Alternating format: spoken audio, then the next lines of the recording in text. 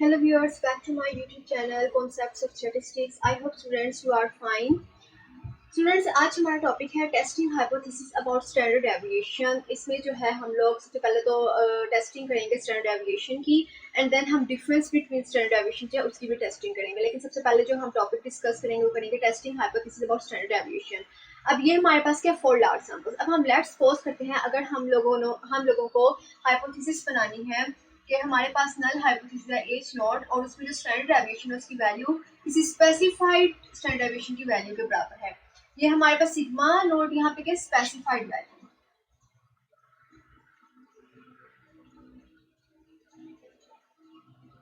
अगर हमारे पास null hypothesis इस फॉर्म में आ रही है तो हमारे पास जो टेस्ट स्टैटिस्टिक होगा वो क्या होगा,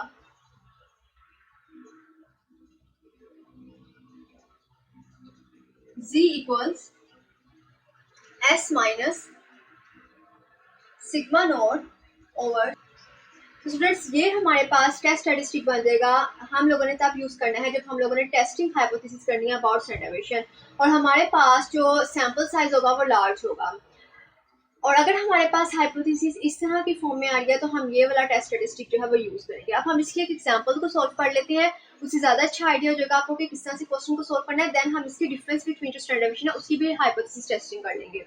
तो अब अपनी एग्जांपल की तरफ चलते हैं। स्टूडेंट्स एग्जांपल स्टार्ट करने से पहले मेरी रिक्वेस्ट है आपसे कि आप प्लीज मेरे चैनल को जरूर सब्सक्राइब कीजिएगा और अगर आपको मेरी वीडियो अच्छी लगेगी तो प्लीज इसको जरूर लाइक कीजिएगा। स्टूडेंट्स ये है हमारे पास example question. A random sample of size 100 from a normal population showed a standard deviation of 8.9 test at the 0.05 level of significance. The hypothesis that sigma equals 7.5 against the alternative that sigma is not equal to 7.5. Friends अब यहाँ पे सबसे पहले तो first step क्या होगा testing hypothesis में कि हम लोगों को अपनी जो हाइपोथेसिस को फॉर्मुलेट करना है और एच नोट हमें बता दी गई है सिग्मा इक्वल्स 7.5। यानी हमारे पास जो हमारे पास स्पेसिफाइड वैल्यू थी वो हमारे पास क्या है 7.5 और H1 हमारे पास आ जाएगा sigma is not equals to 7.5। Next step हमारे पास क्या है लेवल ऑफ सिग्निफिकेंस,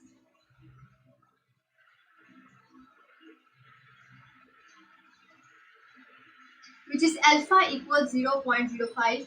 ये हम लोगों को क्वेश्चन के अंदर जो है वो गिवन है। The third step is test statistic और वो हमारे पास क्या है z equals s minus sigma nought over square root of 2n।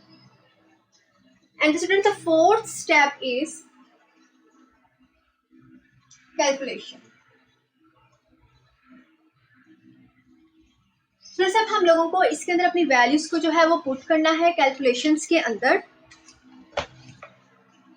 So z equals s की वैल्यू हमारे पास क्या यहाँ पे गिवन है हम लोगों को standard deviation of 8.9, then minus sigma nought की वैल्यू क्या 7.5 and then sigma naught is 7.5 and square root of 2n और n की वैल्यू हमारे पास कितनी है 100। अगर आप देखें तो यहाँ पे कितना लार्ज सैंपल साइज जो यूज हो रहा है। अब इसको जब कैलकुलेट करूंगी तो मेरे पास जो आंसर आ जाएगा आंसर आएगा 2.64। फिर ये रहा इसका आंसर। अब हमारे पास जो फिफ्थ स्टेप है वो हमारे पास क्या है क्रिटिकल रीजन को हम लोगों ने फाइंड आउट करना है।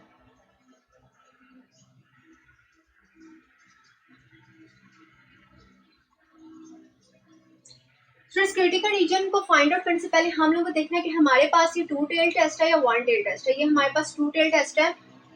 अब इसमें हम लोग जो अपना क्रिटिकल रीजन चूज करते हैं वो कौन सा करते हैं, z less than minus z alpha by 2 and z greater than z alpha by 2।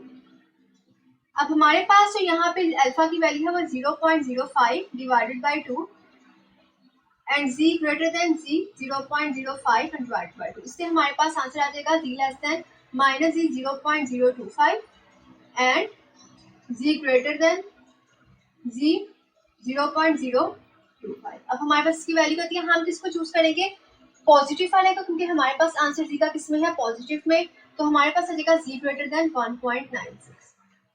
अब हम अपनी वैल्यू देखेंगे क्या इससे ग्रेटर है।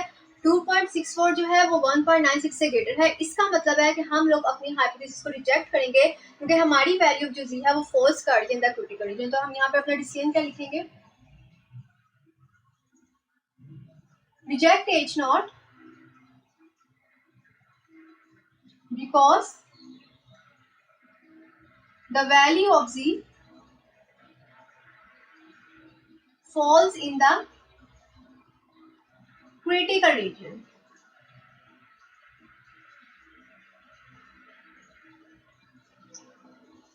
स्टूडेंट्स हम लोगों ने अपनी जो नल हाइपोथेसिस को रिजेक्ट करते हैं क्योंकि हमारी जो वैल्यू ऑफ जी थी वो फॉल्स करी थी क्रिटिकल रीजन में। फ्रेंड्स ये थी एग्जांपल क्वेश्चन कि जब हम लोगों को आज टेस्टिंग हाइपोथेसिस करनी है स्टैंडर्ड डेविएशन की और जब लार्ज सैंपल साइज हो तो हम लोगों ने इस तरह से अपने एग्जांपल को सोल्व करना है।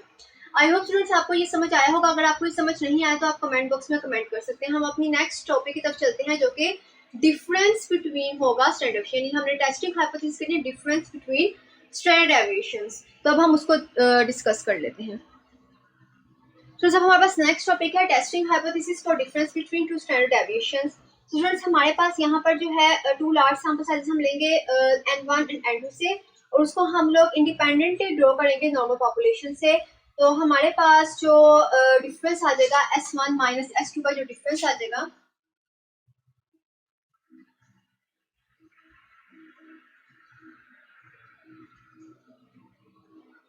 वो हमारे पास क्या आ जाएगा, किसके इक्वल आ जाएगा, sigma 1 square over 2n1 plus sigma 2 square over 2n2। अब स्टूडेंट्स हम लोग जो है इसका जो है टेस्ट स्टैटिस्टिक ले लेते हैं और आपको ये पता होना चाहिए क्योंकि यहाँ पे लार्ज सैंपल साइज है N1 एंड N2 जिसकी वजह से डिस्ट्रीब्यूशन कहाँ पे अप्रोक्सीमेटली कहाँ डिस्ट्रीब्यूट करेगी, नॉर्मल की तरफ डिस्ट्रीब्यूट कर जाएगी। अब हमारे पास जो टेस्ट स्टैटिस्टिक होगा वो क्या होगा,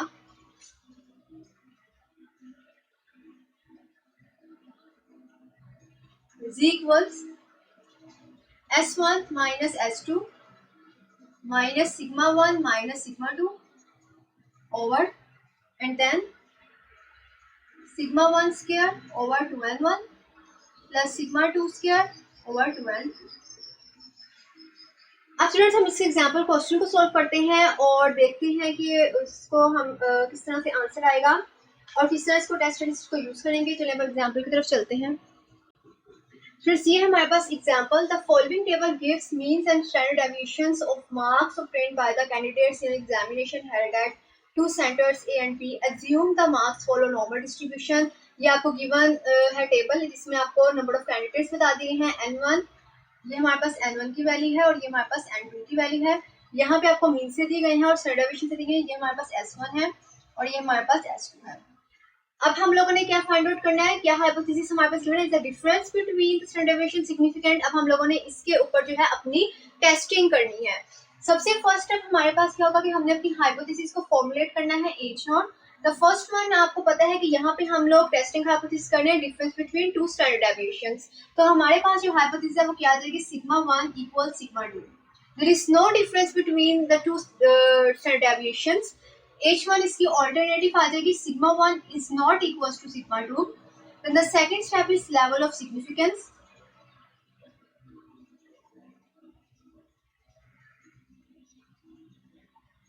अब यहाँ पे लेवल ऑफ सिग्निफिकेंस हम लोग को गिवन नहीं है, आप लोग 0.05 लेंगे, मैंने आपको पहले हर वीडियो में बता चुकी हूँ। And the third one is test statistic.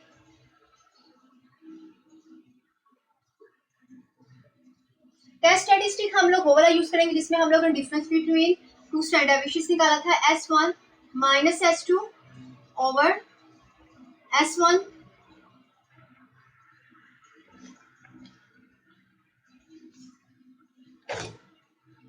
Square root of S1 square over 2n1 plus S2 square over 2n2।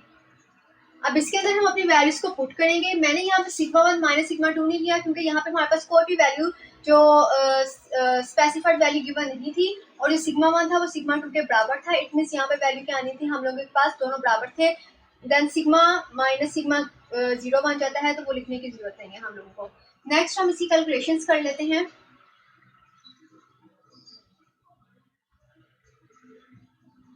आपने इसके अंदर अपनी वैल्यूज पुट करनी है। Z इक्वल्स S1 की वैल्यू हमारे पास क्या है 8.3, देन माइनस S2 की value 0.5, then divided by square root of S1 square आपके पास आ जाएगा 8.3 स्क्वायर ओवर 2n1 आपके पास क्या है 1275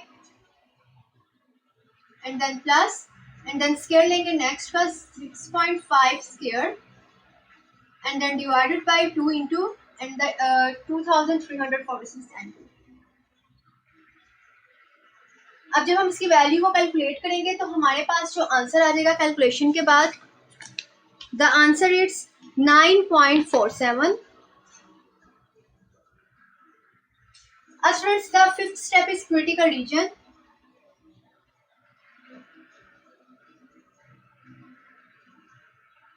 यहाँ पे हमारे पास टू टेल टेस्ट है तो हम क्रिटिकल रीजन का लेंगे z greater than z alpha by 2 जो कि मेरे पास क्या आ रहा है z ग्रेटर देन 1.96. अब मैं अपनी वैल्यू देखूंगी क्या इसमें फॉल कर रही है कि नहीं कर रही. 9.47 ग्रेटर है 1.96 से. इट मीन्स मेरा जो एच नोट है वो रिजेक्ट हो रहा है. हम अपनी हाइपोथेसिस को रिजेक्ट कर देंगे. तो सिक्स्थ स्टेप इज डिसीजन जिस रिजेक्ट एच नॉट